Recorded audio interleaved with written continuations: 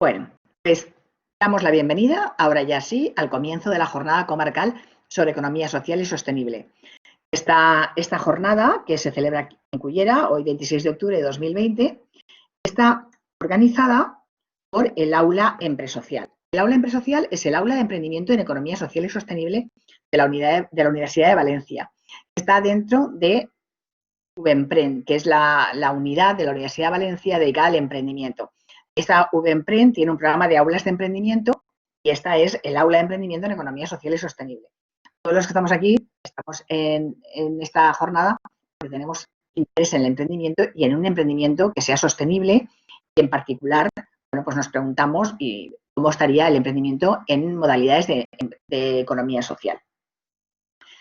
Aquí el aula de emprendimiento en economía social y sostenible tiene una página web donde nosotros vamos insertando todas las actividades que hacemos y luego vamos colgando también el material que se va utilizando en esas actividades. Con lo cual, por ejemplo, la grabación de esta sesión se va a colgar en el aula empresocial. Con lo cual, si alguno quiere repasar algún momento que le gustó o alguna charla, se la recomienda a un compañero o a un amigo porque piensa que es muy interesante, sabéis que aquí en el aula, bueno, en unos días estará colgada. Tenemos también muchas presentaciones, mucho material y vamos metiendo también pues, publicaciones o material que consideramos interesante para el emprendimiento en economía social y sostenible. Dentro de ese aula de emprendimiento hacemos pues, muchas actividades, pero quizá la más importante o quizá la más llamativa, y es desde luego en la que se encuentra esta actividad, es el ciclo de actividades del aula empresarial de la Universidad de Valencia. Tenemos ahí, son actividades financiadas por la Diputación de Valencia, con la colaboración de Ivalterra y del proyecto IGISOS, y lo que hacemos es, lo más importante son las actividades en el territorio. Este es el segundo año que tenemos este ciclo de jornadas en emprendimiento en economía social y sostenible. Las actividades en el territorio se componen de tres tipos de actividades. Las jornadas sobre economía social y sostenible, en las que ya veis que una de estas es la de Cullera, que es hoy 26 de octubre. Mañana tenemos otra en Sagunto. Los talleres sobre gestión de las asociaciones y los seminarios de emprendimiento en cooperativa. Ahora le quiero dar la palabra a Fidel García Meseguer para que nos cuente cómo funcionan estas actividades.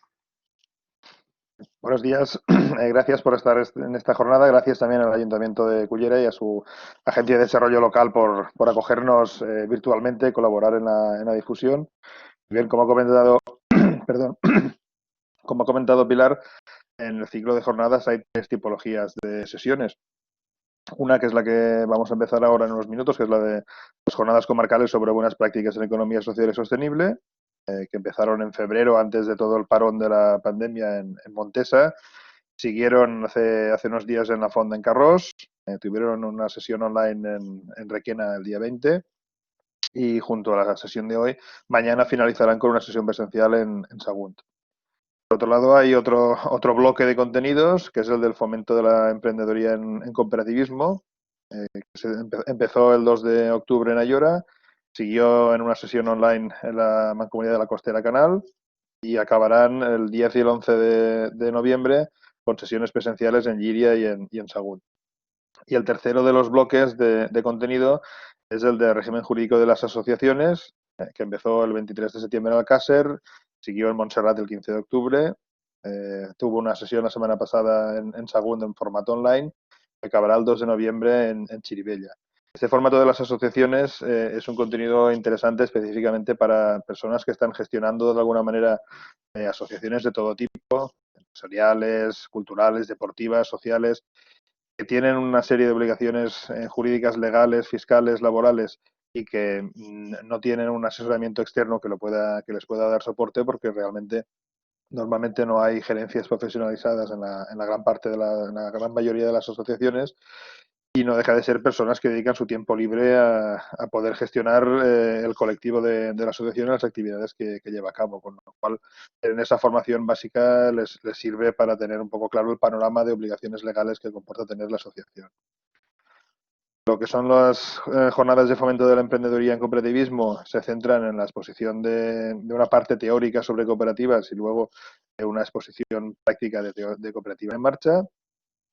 las jornadas comarcales sobre buenas prácticas de economía social y sostenible siguen un poco ese mismo guión, con una introducción sobre objetivos de desarrollo sostenible y otras cuestiones, digamos, más en marco teórico genérico, y luego se complementan con experiencias reales de economía social y sostenible llevadas a cabo en el territorio y que podrían ser exportadas en todo a cada uno de los territorios que acogen las sesiones. Y esto es un poco el panorama por encima de los contenidos, y ahora continuará ya con Pilar y el resto de ponentes explicándoos a fondo cada una de las experiencias.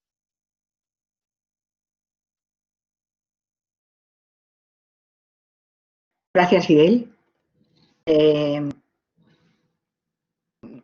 Efectivamente, las jornadas comarcales sobre economía social y sostenible tienen una parte de conceptos teóricos y una parte de mesa de experiencias.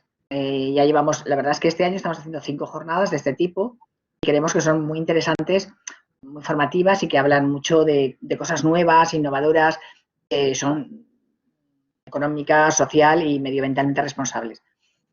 La jornada de hoy se compone de este programa. Tenemos en primer lugar, bueno, pues la presentación que Fidel desde Vivalterra y yo misma desde la universidad hacemos del aula empresarial, y luego tenemos ponencias teóricas. Tenemos a Emilia Alturmena, que es gerente de la Fundación Novaterra, que va a hablarnos de los objetivos de desarrollo sostenible y las entidades locales. Y luego vamos a hablar de la economía social. Yo contaré qué es la economía social, y Antonia Sajardo, que es profesora titular de la Universidad de Valencia de Economía Aplicada, hablará de la economía social en el territorio local hacia unas organizaciones saludables, sostenibles y creadoras de bienestar, ¿no? Después de esto, de que hablaremos de esto, y desde luego, si tenéis preguntas, debate, lo que sea, estaremos encantados de atenderlo. Luego vendrá la mesa de experiencias, ¿vale? Aquí tenemos a Veolo, que es una cooperativa con una experiencia muy interesante. Bueno, a la Fundación Novaterra y a la cooperativa de Viver. Aquí tenéis la descripción de estas experiencias. La Fundación Novaterra es una fundación con mucha experiencia en materia de inclusión social y sociolaboral. Bueno, tiene muchas iniciativas dentro de la fundación, nos lo contará muy bien Emilia Altur.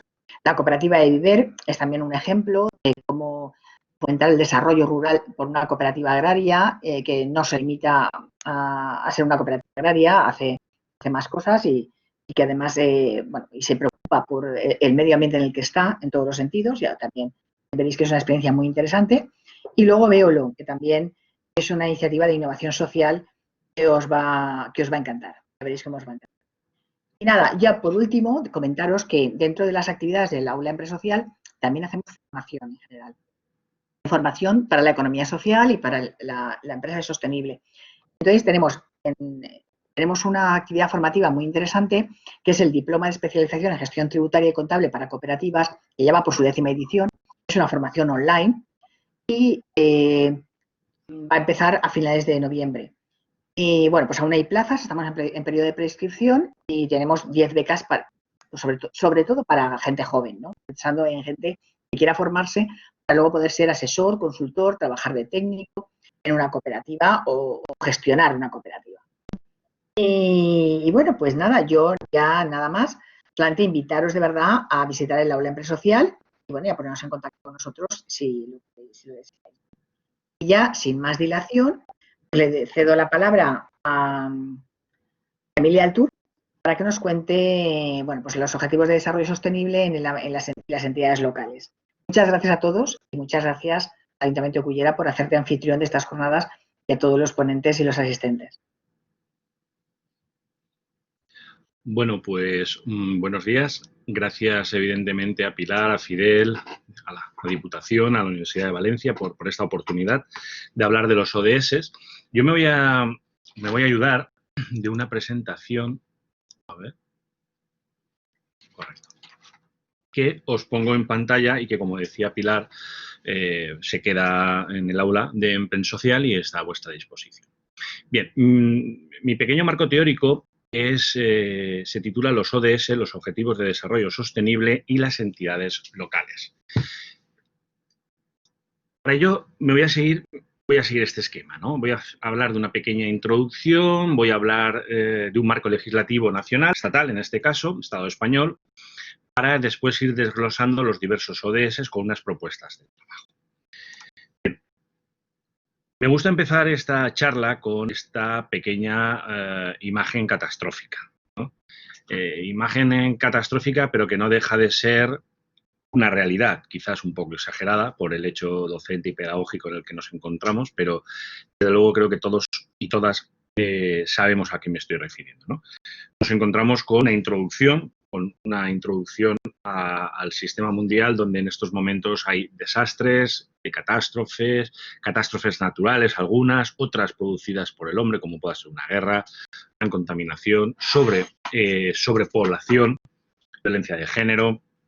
Evidentemente podría decir muchas más situaciones. Frente a ello nos encontramos con, bueno, un mundo de educación, una posibilidad, cooperación.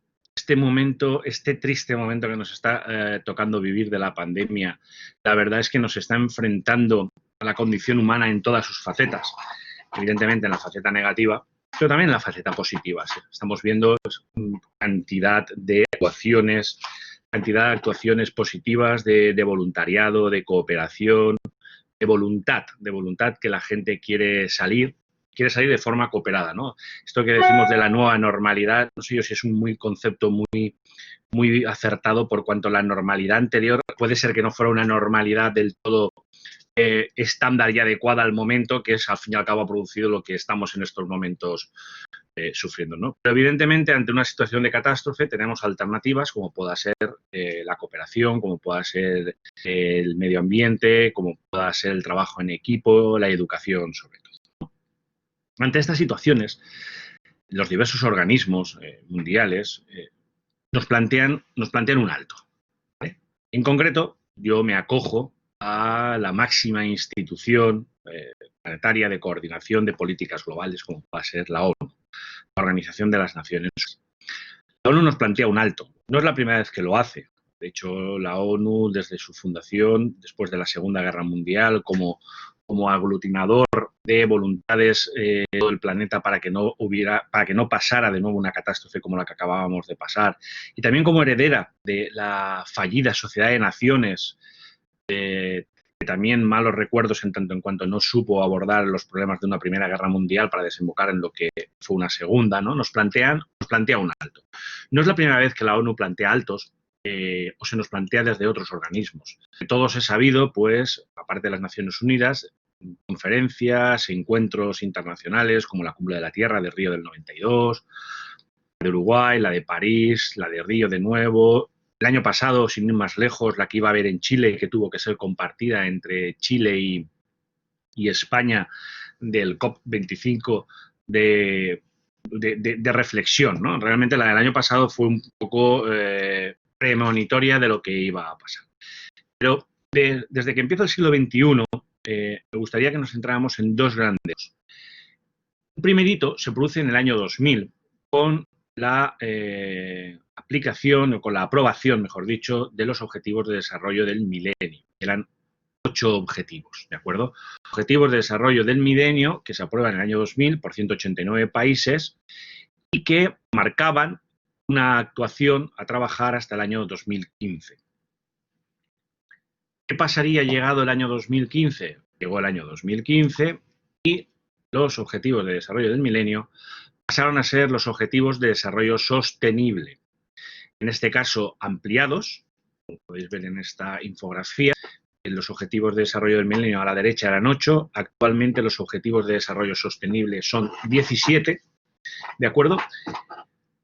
Parten de la experiencia de la aplicación, a lo mejor no exitosa o no con todo el éxito que se hubiera pretendido y hubiera querido de los Objetivos de Desarrollo del Milenio, con lo cual estos Objetivos de Desarrollo Sostenible no es que estén más trabajados, pero al heredar la aplicación de estos Objetivos de Desarrollo del Milenio, bueno, pues digamos que tocan más tierra, se sistematizan de una mejor forma, ¿no? Y por lo tanto entendemos que son más adecuados para los objetivos que persiguen. Bueno, estos son los 17 Objetivos de Desarrollo: fin de la pobreza, hambre cero, salud y bienestar, educación de calidad, igualdad de género, agua limpia y saneamiento, energía asequibles y no contaminantes, trabajo decente y crecimiento económico, industria, innovación e infraestructura, reducción de desigualdades, ciudades y comunidades sostenibles, producción y consumo responsable, acción por el clima, vida submarino, vida de ecosistemas terrestres, paz, justicia e instituciones sólidas, alianza para lograr los objetivos. Son los 17 que se materializarán en 169 acciones. Como os decía, los ODS o los Objetivos de Desarrollo Sostenible se adoptan por todos los Estados miembros un 25 de septiembre del año 2015 a través de la aprobación de la Agenda 2030 de Desarrollo Sostenible, como un llamamiento universal para poner fin a la pobreza, proteger el planeta y garantizar a todas las personas que gocen de paz y prosperidad para 2030 a través de la consecución de 17 objetivos y 169 metas al final de la próxima década, 2030. Estos 17 ODS se engloban dentro de lo que son 5 grandes ámbitos de actuación, y es las personas, la vida, la paz, las alianzas y el planeta. En inglés se les conoce como las 5 P, las 5 P. Alianzas en inglés es partnership, con lo cual es person, peace, partnerships and planet. Las 5 P, un poco para que una regla mnemotécnica, ¿no? Bueno, como veis, estos son las 5 ámbitos de actuación y estos serían los ODS que se incardinan dentro de cada ámbito. Las personas, 1, 2, 3, 4, 5, planeta, 6, 12, 13, 14, 15, prosperidad, 7, 8, 9, 10, 12 y paz, 16 y alianzas, 17. El hecho de que sean 1 y los otros 4 no desmerece ni al de la paz ni desmerece a la alianza. Todo lo contrario, son 2 grandes objetivos que se trabajan y se abordan de una forma muy transversal y muy disciplinaria. Pero, como decía Pilar y Fidel al principio, hoy el objeto de esta charla tiene que ver con los ODS y con los entes locales, las entidades, los ayuntamientos. Y ahora, antes de continuar con los ODS, voy a hacer un pequeño paréntesis. Es un paréntesis de 5 diapositivas. Además, me gusta plasmarlo. Vamos a abrir un paréntesis. Y el paréntesis lo encabezamos o lo enmarcamos con la Constitución española. La Constitución española, aprobada en el año 78, como sabéis todos, una de las grandes novedades y ejes fundamentales de esta Constitución, pero sobre todo como novedad, es la organización territorial que plasma, ¿de acuerdo? Municipios existían, y provincias también, incluso antes de la propia Constitución, pero la gran novedad es la existencia de las comunidades autónomas. Hasta el año 78 España no estaba constituida, no estaba dividida territorialmente en comunidades autónomas. A partir del año 78 vamos a tener esta tríada: municipios, provincias, comunidades autónomas, además del Estado. ¿Esto por qué lo digo? ¿O por qué a cuento de qué viene aquí en esta sesión sobre los objetivos de desarrollo sostenible? Pues que a la hora de trabajar los ODS desde las entidades locales va a surgir un concepto fundamental. El concepto se llama competencia, ¿vale?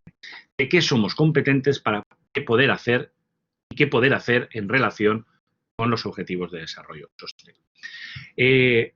Después de la Constitución viene todo un cuerpo legislativo de desarrollo, centenares, es decir, miles de normativas de todo rango, ¿de acuerdo? Desde el top normativo, que puedan ser las leyes orgánicas, hasta el rango más bajo, que van desglosándonos todos los elementos, todos los derechos, todas las obligaciones y libertades públicas que establece la Constitución. Y entre ellos el de la autonomía local. La autonomía local, cuya norma básica o que encabeza el corpus local jurídico, estaría constituido por la Ley Reguladora de las Bases del Régimen Local, el cual, en su artículo 25, nos viene un artículo que ha sido modificado varias veces. Ahora, en la siguiente diapositiva directa, ha sido la última novedad.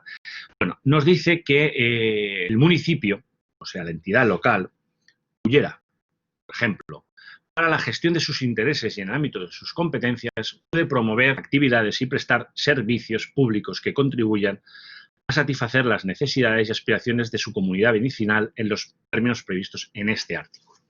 Y nos dice, en cualquier caso, el municipio ejercerá, en todo caso, como competencia propia, las siguientes materias. Y ahora viene un elenco. ¿En qué puede un municipio trabajar? pues bueno, nos puede trabajar en el mundo del urbanismo, ¿de acuerdo? Con todo lo que ello supone, planeamiento, gestión, rehabilitación, no lo voy a leer, voy a citar solamente lo más indicativo. Medio ambiente, ¿vale? El medio ambiente urbano, parques, jardines, gestión de los residuos sólidos, abastecimiento de agua potable a domicilio y evacuación y tratamiento de las aguas residuales. Fijaros que todo esto es lo mínimo que un municipio necesita para sostenerse y para vivir. Hoy en día es impensable que un municipio no tenga agua potable y no tenga tratamiento de aguas residuales. Bueno, pues es una competencia municipal a través del artículo 25.2c. Vale. La infraestructura viaria y otros equipamientos de su titularidad, evaluación e información de situaciones de necesidad social, los servicios sociales y todo lo que ello conlleva con personas en situación o riesgo de exclusión social, la policía local, la protección civil, la prevención y la extinción de incendios, el tráfico, el estacionamiento de vehículos, la movilidad, la tan unida hoy en día movilidad, el transporte colectivo, el ámbito del turismo, es decir, era un gran ejemplo en el mundo del turismo, la salubridad pública, el ámbito funerario, el deporte y las instalaciones deportivas, la promoción de la cultura, la escolarización obligatoria, su vigilancia para su aplicación, la promoción del ámbito de la participación ciudadana, el ámbito de la promoción de la igualdad entre hombres y mujeres y la violencia de género. Que era una de las, esta por ejemplo ha sido una de las últimas modificaciones que se ha añadido con las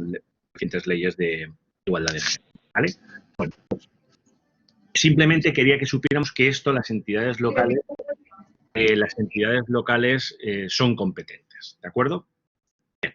Por lo tanto, cierro el paréntesis y empiezo a abordar la aplicación de los diversos objetivos de desarrollo sostenible. Recuerdo, por favor, que si podéis silenciar el micrófono, porque si no, sin querer se entremezclará con lo que yo pueda dar, ¿de acuerdo? Bueno, primero ODS, fin de la pobreza.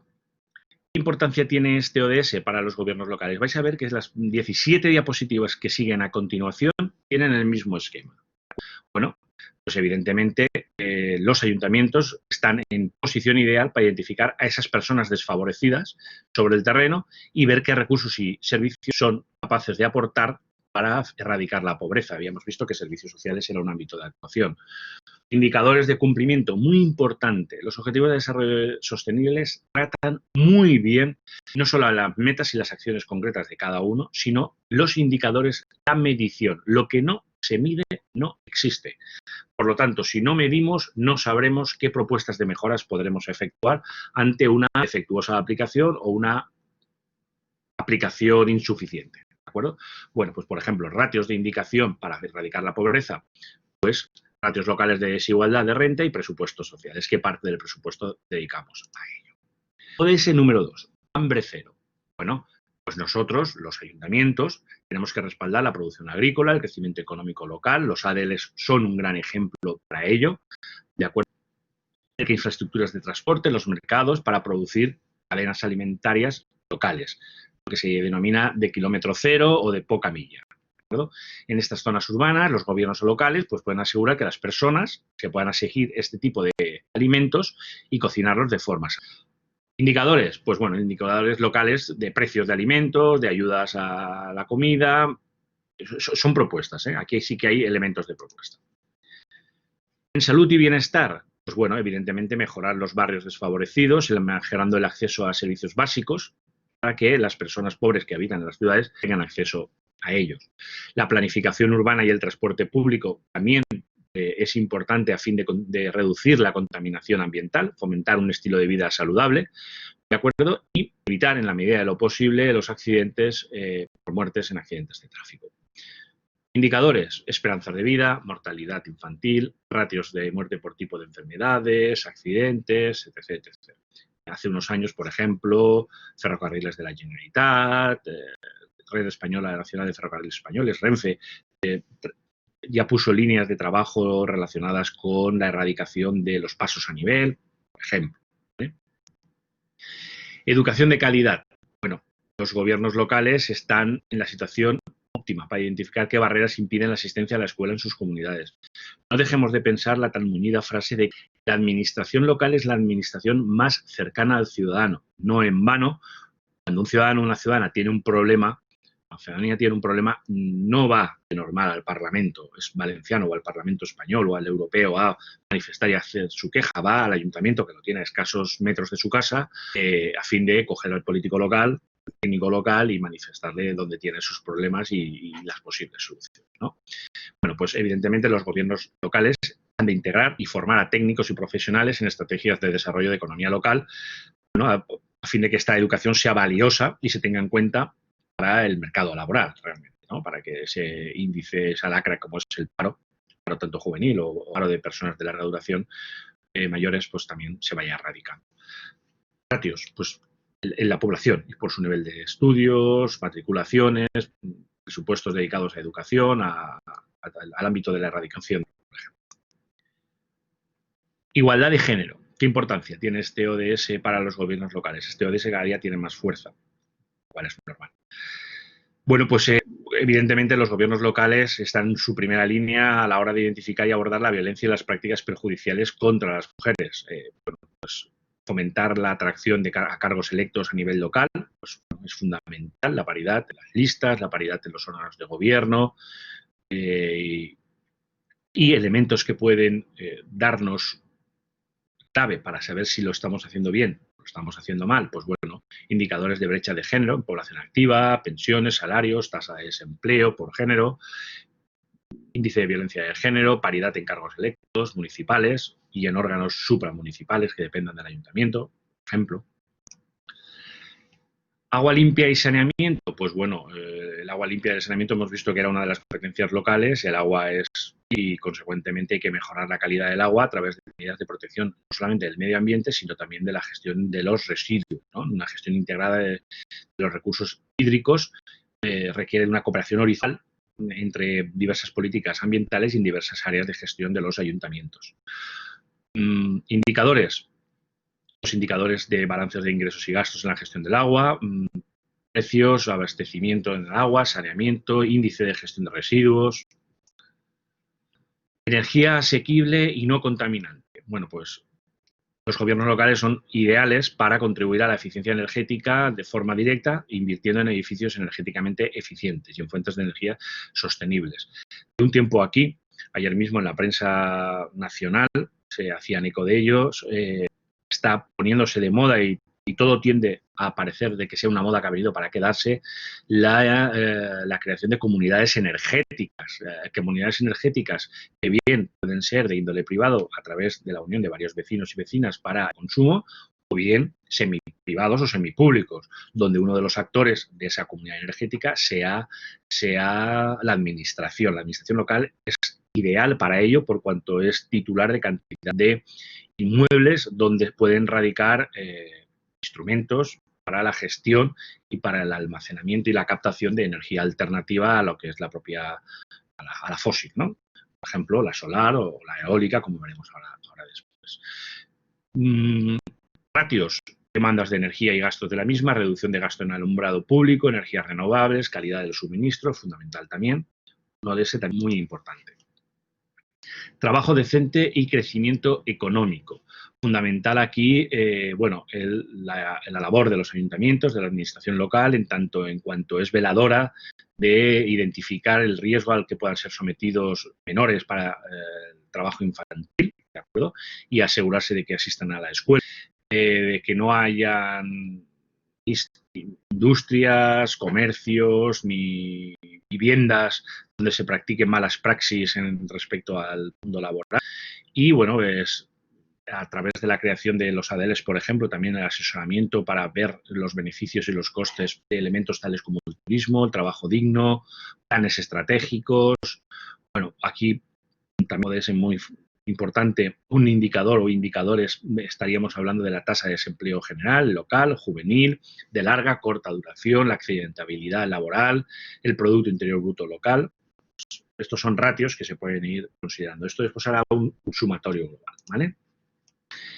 El ODS 9 Noveno, el de industria, innovación e infraestructura. Innovación hoy en día fundamental, que a toda hora los medios de comunicación nos bombardean con el ámbito de la innovación y la innovación social. Innovación no únicamente ha de ser en nuevas tecnologías, que es muy importante y que hay que abordarlas y que hay que trabajar en ellas, sino que la innovación también es transversal y afecta a muchos ámbitos de la realidad de la persona, del ser humano. ¿De acuerdo? Bueno, pues los gobiernos locales son ideales pues, para eso, fomentar la pequeña industria, el mundo de startup, de estrategias de desarrollo. Es muy importante los planes estratégicos. Yo siempre aconsejo a nivel de ayuntamientos que se elaboren planes estratégicos de actuación local, ¿de acuerdo? Consensuados, aprobados políticamente, evidentemente, pero consensuados con la ciudadanía.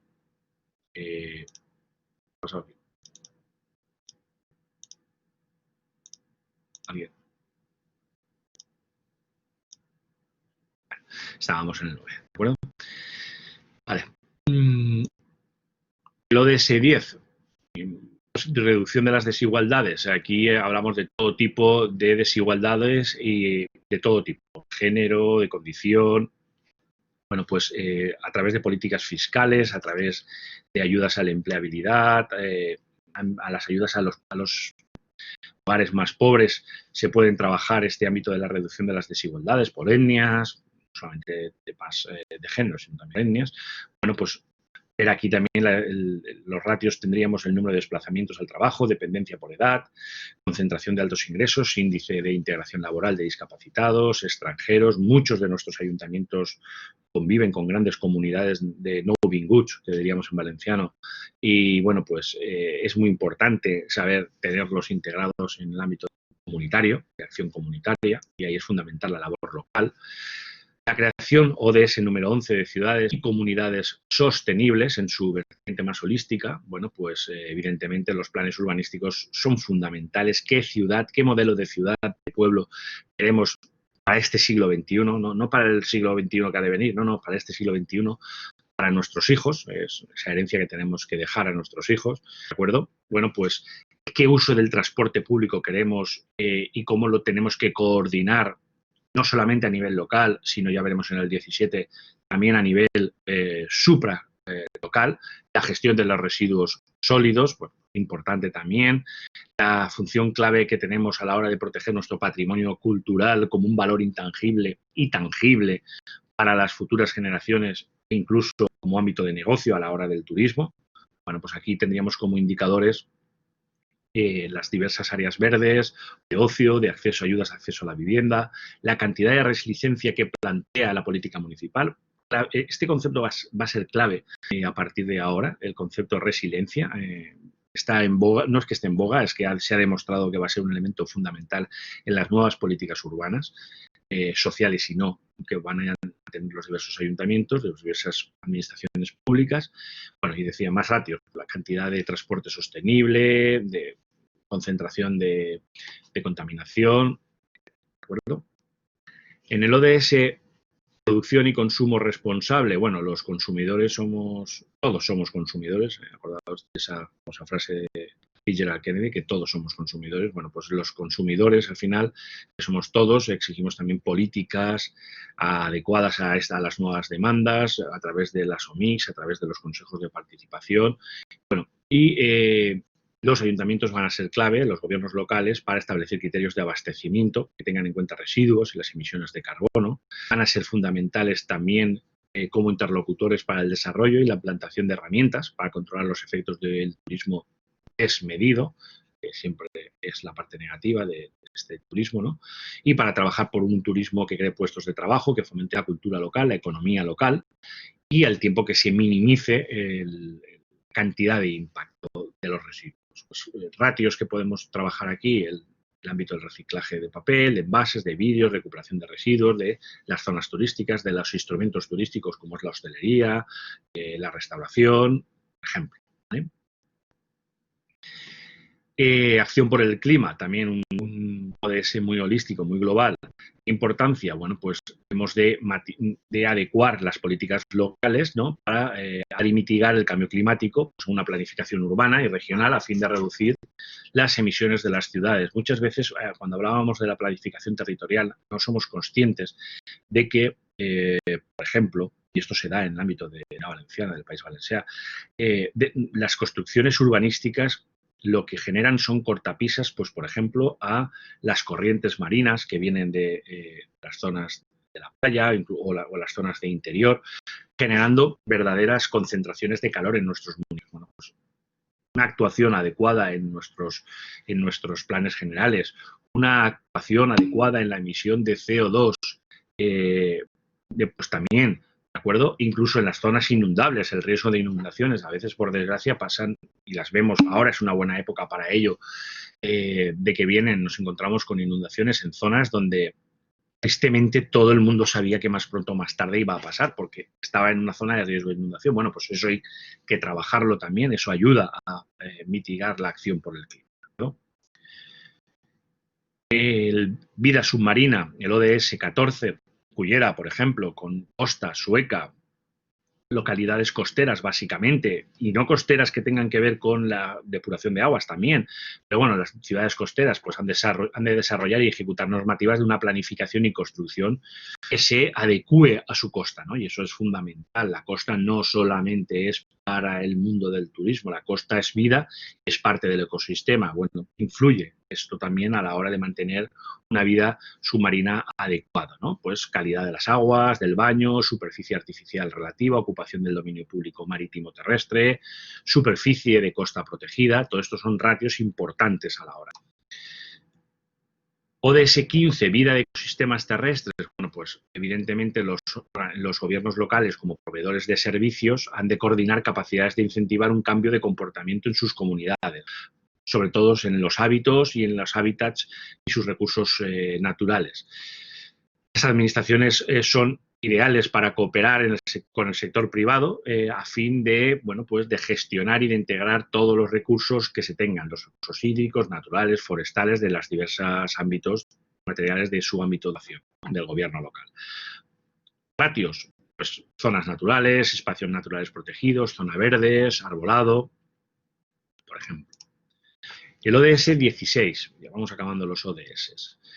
¿Qué importancia tiene este? Paz, justicia e instituciones sólidas. Bueno, pues fundamental. Fundamental, por ejemplo, la labor que están teniendo los gobiernos locales para implementar mecanismos de RAC, que se llama Resolución Alternativa de Conflictos. La resolución alternativa de conflictos lo que viene a suplir es la tardanza que el derecho tradicional da para la resolución de conflictos es el ámbito judicial. Es una de las tres pilares del Estado, ¿no? El legislativo, el ejecutivo y el judicial. Bien, pero es verdad que no todas las facetas de controversia que generan conflicto tienen por qué acabar en un juzgado. Hablo de la importancia del efecto. Entonces, ante estas situaciones están surgiendo resoluciones alternativas de conflicto, mecanismos de resolución alternativa de conflictos, como pueda ser la negociación, la mediación o el arbitraje, bueno, que favorecen mucho la solución de justicia y agilizan la obtención de un resultado, ¿no? Bueno, pues desde el ámbito de lo local es ideal para trabajar esto porque es la comunidad más cercana, ¿no? Pensemos en nuestras comunidades de vecinos, en los barrios como elementos donde se pueden generar conflictos y donde el conflicto puede tener una pronta resolución que siempre ahondará en la paz local, en la paz vecinal, en frente de una tardanza lo cual genera pues tensión y discrepancia. Indicadores, pues la cantidad de ratios sobre el blanqueo, tráfico de drogas, homicidios, asesinatos, transparencia municipal, índice de participación electoral, violencia de menores, ratio de participación en el Consejo de Participación Ciudadana o en los diversos consejos que se puedan crear al efecto, etc., etc. Y por último, y no por ello menos importante, el objetivo 17, alianza para lograr otros objetivos. Bueno, pues este es un objetivo transversal y evidentemente el gobierno local es fundamental para coordinar políticas transversales que sirvan para que se generen alianzas entre los diversos actores de la sociedad civil, público y privados, a fin de cumplimentar todos los ODS. Bien. ¿Qué podemos hacer desde el gobierno local? Bueno, lo primero, sensibilización y formación. Dos frentes de actuación, interna y externa. Interna, la organización de jornadas, talleres para el personal político, gestor. Intracasa me refiero municipal. Externo, bueno, pues sensibilización de la comunidad local, y campañas de divulgación, de difusión de los ODS, de las diversas, a través de sus redes sociales, redes propias, etc. Esto sería interno y externo, ¿de acuerdo? Empezaríamos con una firma de compromiso, siempre en el ámbito de las aplicaciones de objetivos de desarrollo sostenible o en otros ámbitos. Bueno, es fundamental establecer una hoja de compromiso, y el compromiso ha de partir siempre de la autoridad, ¿de acuerdo? Autoridad que después se ha de ir capilarizando en los diversos foros que mantiene una entidad local. Barrios, asociaciones, fallas, en nuestro caso, colectividades, etc., etc., etc. Es fundamental también hacer un mapeo de los diversos ODS, de la situación de los ODS en los municipios. Pues, por ejemplo, para ellos está muy bien el coger los ámbitos competenciales y indicar qué ODS trabajan en cada ámbito y coger el presupuesto municipal y desglosarlo por partidas. Pues, por ejemplo, es una forma de trabajar. Con ello lo que podemos hacer son informes que van a plasmar, que se van a poner en valor las actuaciones a cabo por el propio ayuntamiento, ¿vale? Generando planes, programas y, bueno, y también indicadores que servirán para posteriormente saber si lo estamos haciendo bien, mal y saber cómo abordar las posibles correcciones.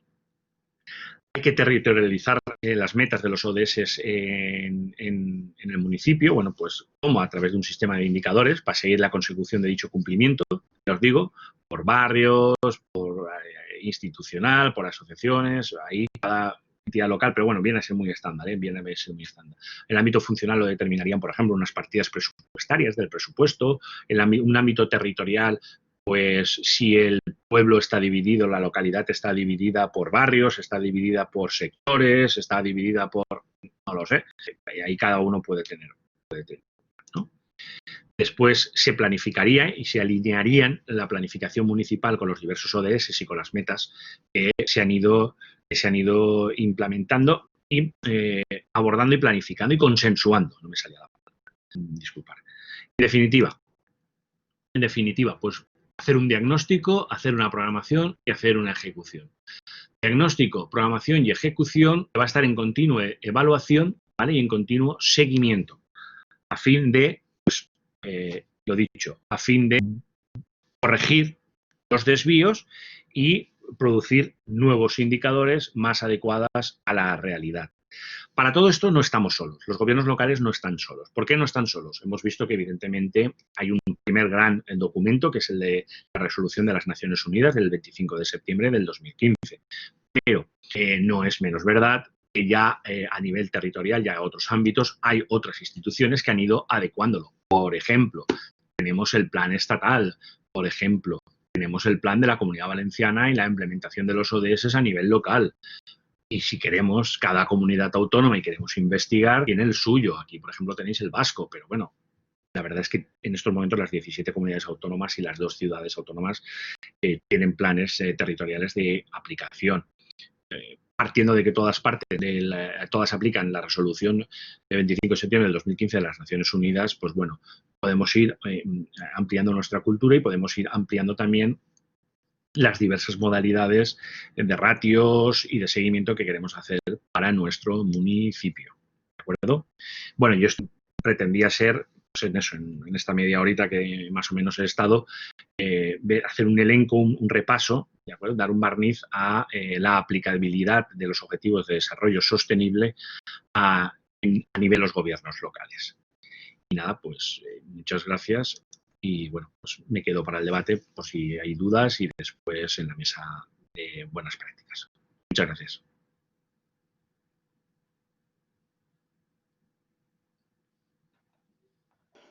Hola, muchas gracias, Emili.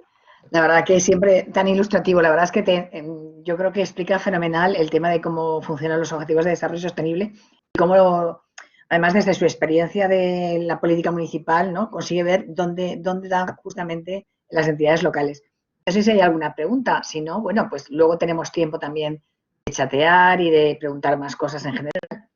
Si no hay ninguna pregunta, pasamos a la siguiente presentación.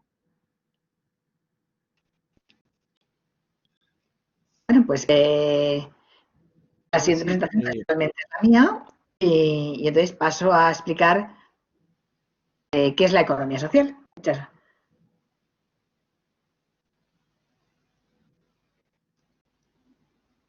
Yo imagino que se habrá preguntado qué es lo de la economía social o no tendrán claro si la economía social es lo mismo que la economía solidaria, que la economía circular, que la economía verde. La verdad es que, bueno, hoy no vamos a aclarar todos esos conceptos, pero por lo menos vamos a aclarar el concepto de economía social.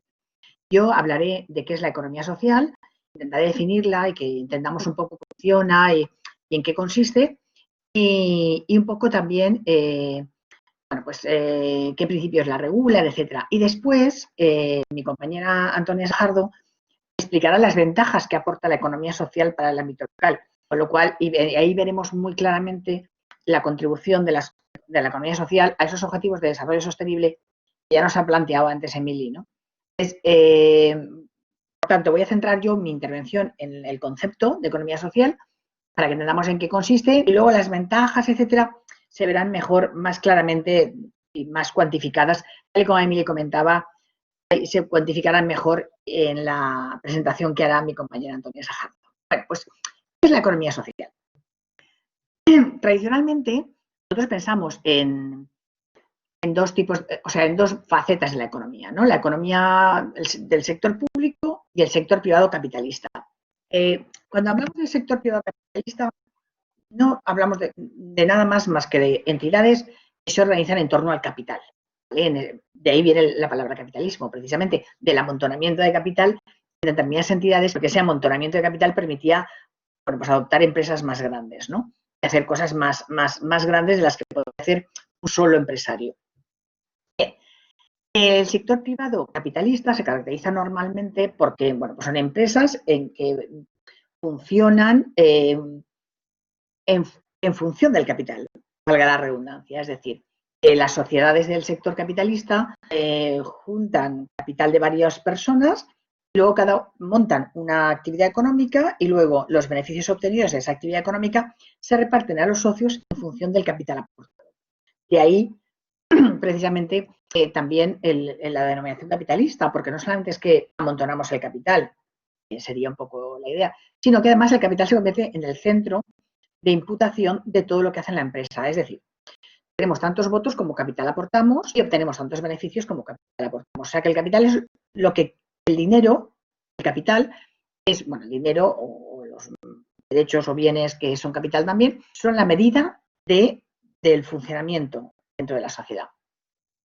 Totalmente opuesto a esto, que busca la rentabilidad y el beneficio para poderlo repartir, tendríamos al sector público, que teóricamente debería atender a aquellas necesidades que el sector privado capitalista no atiende, por la razón que sea, porque se produce lo que llamamos déficit de mercado. Entonces, ahí estaría el sector público, ¿no? Para garantizar la prestación de servicios, para garantizar más cosas también. Pero aquí, en el tema, digamos, de la intervención en la actividad económica, el sector público pues estaría para satisfacer necesidades el sector privado capitalista pues no puede satisfacer, ¿no? Y ahí pues tenemos la educación pública obligatoria y gratuita o la sanidad pública universal, en fin, ese tipo de cosas. Así que cada uno de los dos sectores pues atiende a unas demandas diversas, a problemas y aspiraciones diferentes de alguna manera. Entonces, ¿qué sería la economía social? Dentro de la economía social, digamos que la figura más conocida es el cooperativismo, que es la economía social mutualista, ¿vale? Aunque no es la única ni la más importante, pero bueno, sí que es la más conocida y la que actúa más de referencia. Bien, bueno, pues la economía social, y dentro de ella también el cooperativismo, atendería a aquellos déficits de mercado que no cubren ni el sector privado capitalista ni el sector público. Es decir, cuando encontramos una necesidad que no es cubierta ni por unos ni por otros, lo que se hace es montar una actividad económica que cubra esa necesidad. Y esa actividad económica pues puede cubrirse de forma, digamos, mutualista, es decir, con un principio de ayuda mutua, o sea, nos juntamos todos y entre todos nos arreglamos unos con otros, o podemos también montarla a través de una empresa que no es de ayuda mutua, sino que es de solidaridad. Es decir, lo que intentas es ayudar a otros, ¿no? El que monta la empresa, con ello no intenta satisfacer su necesidad, sino le ayuda a otros. Estas serían un poquito, además, las dos partes de la economía social. Entonces, tendríamos, dependiendo de las entidades de las que habláramos, ¿vale? Dentro de economía social, pues tendríamos, por ejemplo, ¿qué necesidad gente que necesita algo, sería trabajadores que tiene, pues que no quiere, no tiene problemas para encontrar trabajo, o bien quiere trabajar de otra manera, no quiere trabajar bajo digamos, el esquema jerárquico de una empresa tradicional o bajo los dictados de lo que es la empresa capitalista, que siempre va a maximizar beneficios y él no quiere, pues prefiere otro tipo de empresa, ¿no? Una empresa en la que también se tengan en cuenta otros valores, entre ellos pueden ser también las mejores condiciones de trabajo. Bueno, pues lo normal es o la cooperativa de trabajo asociado, o la sociedad laboral, la empresa de inserción, el centro especial de empleo. Estas son fórmulas de economía social que tienen que ver con el trabajo.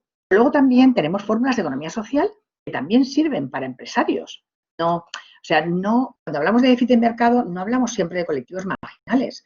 Es decir, podemos estar hablando de necesidades que no cubre el mercado para empresas, por ejemplo. Una de las necesidades que las empresas han reclamado durante cierto tiempo y que no cubría los servicios ni públicos ni privados era la financiación.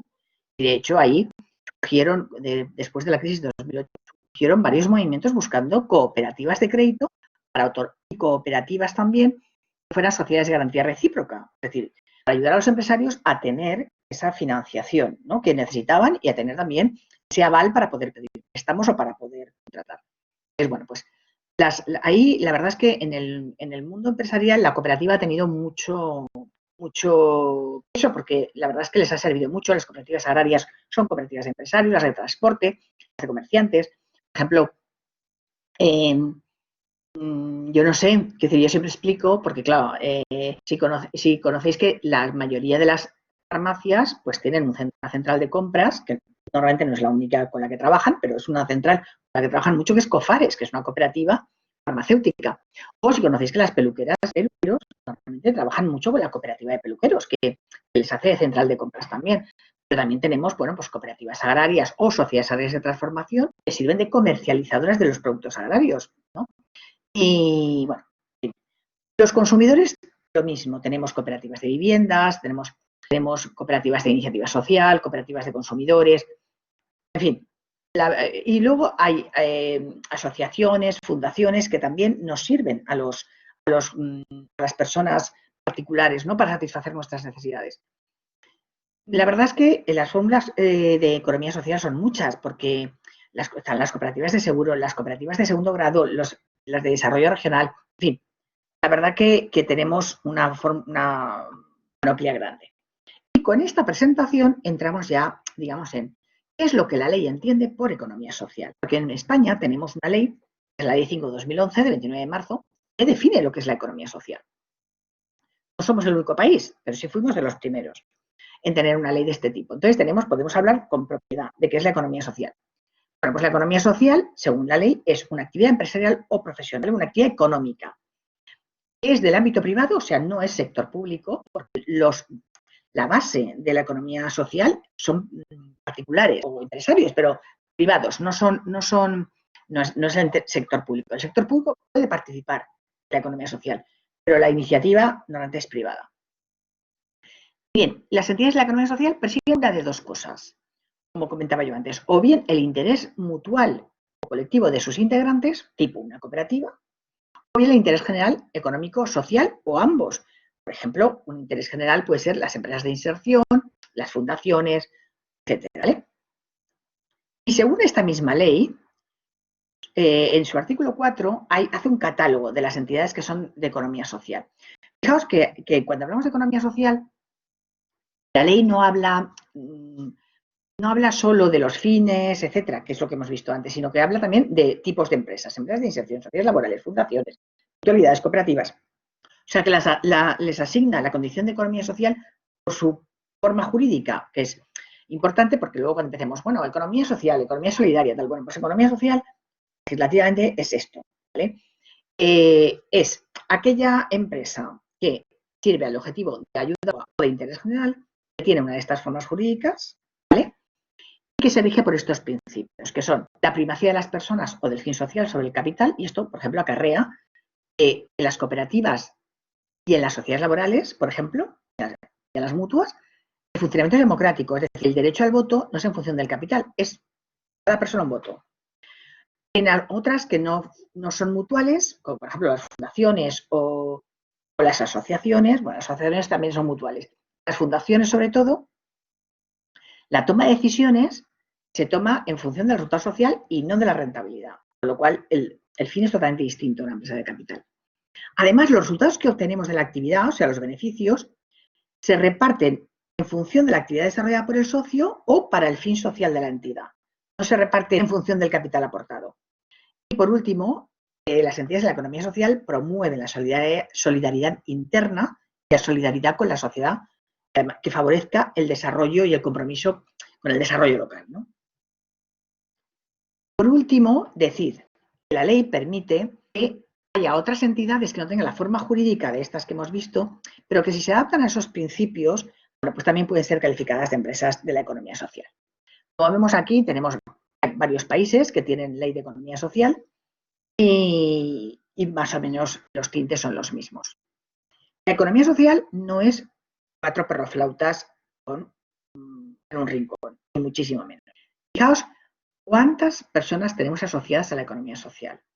Un montón de 2 millones de mutualistas, 8 millones de asociados a cooperativas, socios no trabajadores, o sea, socios de cooperativas que no son trabajadores de las mismas, tenemos 10 millones, un montón de gente, ¿vale? Tenemos 2.944 nuevas empresas entre el 2018 y 2019 y 12.000 nuevos empleos. Hay muchísimas entidades, 43.192 entidades de economía social, las cuales vemos que, como os he comentado antes, la mayoría son cooperativas, pero también tenemos muchas asociaciones del sector de la discapacidad, muchas sociedades laborales, muchas empresas con otro tipo de fórmulas jurídicas y luego, quizá menos, hay centros especiales de empleo, mutualidades, cofradías de pescadores, empresas de inserción y fundaciones.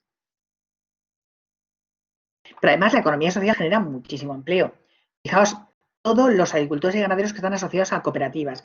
Toda esta gente está, muchos de ellos no podrían sobrevivir si no fuera por la cooperativa, si no fuera porque han montado una cooperativa o se han asociado a una cooperativa.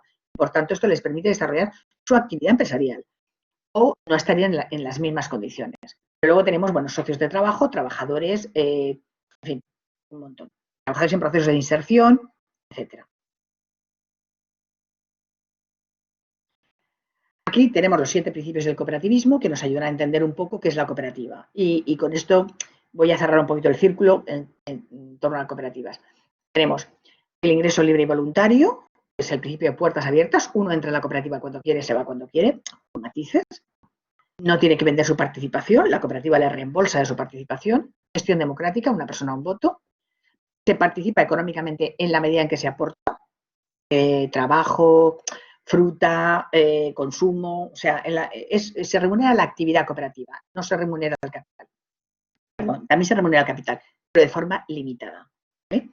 Luego, autonomía e independencia, tanto de los poderes públicos como de grupos empresariales. Vocación de educación y de información sobre el cooperativismo y sobre las cosas. Cooperación entre cooperativas e interés por la comunidad. Aquí las cooperativas, por ejemplo, tienen un fondo en el que destinan un dinero que tiene que destinarse necesariamente a promover este tipo de cosas. Luego, por ir, bueno, pues las mutualidades, que son entidades aseguradoras que hacen una actividad complementaria al sistema de seguridad social y que tienen carácter mutual. Es decir, pues eso, son una asociación, ¿vale?, en la que, bueno, pues vas metiendo tu prima y cuando hay un suceso, bueno, pues lo que hacen es asegurarse unos a otros, nos aseguramos de forma mutual, ¿vale? Son también, efectivamente, tienen participación democrática, asignación del excedente atendiendo a la formación de patrimonio propio o al reparto entre los mutualistas, con de alguna manera, bueno, pues el beneficio que se podría llevar la sociedad aseguradora la llevan los propios mutualistas. Las sociedades laborales son una fórmula específicamente española, solo existe en España. Esto se creó con la crisis del petróleo ya hace años. De hecho, la primera sociedad laboral que hubo en España fue en Valencia, la Saltub. Fue una sociedad anónima laboral, lo que ahora es la EMT, el sistema de transporte público de la ciudad de Valencia, ¿vale? Entonces, son sociedades participadas por sus trabajadores, pero se participan de forma capitalista, es decir, aportan un dinero. ¿vale? Aportan un dinero en forma de capital y funcionan con un capital fijo, no hay capital variable como en las cooperativas. Sin embargo, están reguladas de tal manera que el funcionamiento es casi democrático del todo. Porque la mayoría del capital es propiedad de los trabajadores y los trabajadores son la mayoría de los socios, con lo cual y hay unas limitaciones a la cantidad de capital que puede tener cada uno. La regulación las hace, son sociedades muy democráticas y en las que se participa en función del trabajo. Las empresas de inserción son sociedades que pueden tener cualquier forma jurídica. Pueden ser sociedad cooperativa, pueden ser una sociedad limitada, pueden tener lo que fuera. No tienen una forma asignada, pero tienen una calificación. Tienen una ley reguladora, que es la Ley 44/2007, que califica a la sociedad como inserción. Entonces, su objeto social tiene la integración y formación sociolaboral de personas en situación de exclusión social como tránsito. Estas son las empresas calificadas como tales por las empresas de inserción. No son las únicas que hacen inserción, pero son las que están calificadas como tal. Las empresas de inserción típicas de la Ley 44 son empresas de transición en el sentido de que entran colectivos desfavorecidos, la empresa de inserción tiene una empresa, tiene una actividad económica, la persona, el trabajador de inserción entra, está un tiempo aprendiendo el oficio y aprendiendo a trabajar y a recuperar su dignidad. Y puede estar un máximo de 3 años y a partir de ahí, pues la propia empresa de inserción se encarga de buscarle alguna colocación en el mercado ordinario de trabajo, ¿no? O buscarle una fórmula de emprendimiento. Se le hace un itinerario que se le acompaña durante todo el tiempo. Es una fórmula, digamos, alternativa a las políticas activas de empleo consistentes en subsidios, subvenciones. De hecho, las empresas de inserción en general se han demostrado como una política muy interesante para la inserción de colectivos desfavorecidos. Como tenemos una empresa de inserción, aunque no sea calificada como tal, en la charla después de la mesa redonda de experiencias, no me voy a extender mucho aquí. Y luego tenemos los centros especiales de empleo, que son, no se está de forma transitoria durante unos años, sino que son empresas para emplear discapacitados de forma permanente, digamos. Se intenta con ello fomentar la cantidad de oferta de empleo para este colectivo que tiene tan pocas posibilidades normalmente las empresas de capital.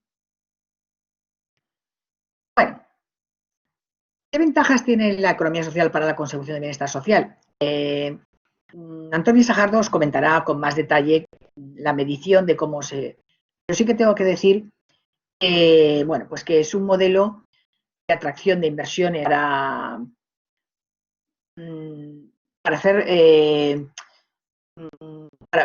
que podemos generar sinergias que traigan inversión de fuera, ¿vale? Por ejemplo, pues aquí tenemos desde cooperativas, lo que decíamos de comunidades energéticas para polígonos industriales, fórmulas cooperativizadas para poder tener, para fomentar el desarrollo empresarial, y también puede ser un modelo de desarrollo propio basado en el cooperativismo. El Mondragón es el ejemplo. O sea, nosotros podemos, incluso que desde un principio generar cooperativas de segundo grado y luego podemos incluso generar sinergias y alianzas, como comentaba Emilia antes, para que la economía social se ayude unos a otros y se generen hubs, ¿no?, de empresas de economía social. En fin, luego Toñi desarrollará más este aspecto. Yo ya creo que con esto acabo mi intervención. Si tenéis alguna pregunta, pues ya lo mismo, o alguna observación. Aquí os dejo el correo electrónico del aula Empresa Social, por si tenéis alguna sugerencia o queréis hablar con nosotros en algún momento. Y si tenéis preguntas, señoría, le paso la palabra a Antonia Sajardo. Buenos días a todos y a todas. Vamos a ver si compartimos las diapositivas, ¿vale? Bueno, en primer lugar, agradecer a todos los asistentes esta nueva jornada comarcal. cuya sede está localizada en Cullera, pero bueno, la sede es una sede virtual y estoy muy agradecida de la cantidad de asistentes. La verdad es que me enorgullece, ¿no? que nos reunamos tantas personas hablando en torno a las posibilidades de la economía social en el territorio local. Tenemos los tres ponentes que vamos a hablar de eso, ¿no? Para mí, tanto Pilar como Emily me han puesto un puente de plata porque, bueno, me han contextualizado la ponencia de una manera maravillosa. En primer lugar con los ODS y luego pues haciendo esa introducción tan importante que ha hecho Pilar a lo que es la economía social. Y bueno, el título de mi ponencia es eso, la economía social en el territorio local. Yo apuesto y deberíamos apostar por organizaciones saludables, sostenibles y co-creadoras de riqueza. ¿Por qué? Bueno, porque estamos en un momento ahora en que nos enfrentamos a realidades, a una realidad bueno, que yo a veces me levanto por las mañanas y no me puedo creer lo que tenemos, ¿no? Porque dices, hostia, es que hace nada yo estaba pensando tal, nos tenemos que deconstruir para construir. Y para mí lo fundamental es la educación. Entonces, la cita general de mi intervención se va a centrar en esto que os pongo aquí. Es un proverbio chino que a mí me parece, bueno, me parece magistral. Si haces planes para un año, siembra arroz. Si lo haces para 2 lustros, planta árboles. Y si lo haces para toda la vida, educa tu pueblo. Pues en eso estamos, poquito a poco, aunque yo considero, como supongo que todos compartiréis conmigo, que la educación debe ser desde la cuna. Bueno, ya no estamos en la cuna, pero un poquito más adelante, pero seguimos educando. Intereducando, que llamaría yo, nos vamos educando unos a otros, ¿no? Nos vamos diciendo cosas que nos construyen, ¿no? Y esto es lo fundamental y el objetivo último de toda jornada, de todo seminario, de toda palabra que salga de la boca de una persona, ¿no? El ayudar a crecer, a educar a este pueblo para crecer. Bueno, pues, ¿y por qué os he dicho antes que estamos en una realidad que a mí por lo menos a veces me enfrenta a decir es que no me lo creo? Pues estaba yo preparando la ponencia y digo, sí, pero ¿por qué la economía social es tan importante en este momento? Pues por dónde estamos.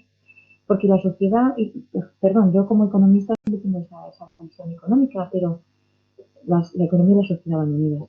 ¿Cómo estamos perdiendo el paso de lo que estábamos haciendo?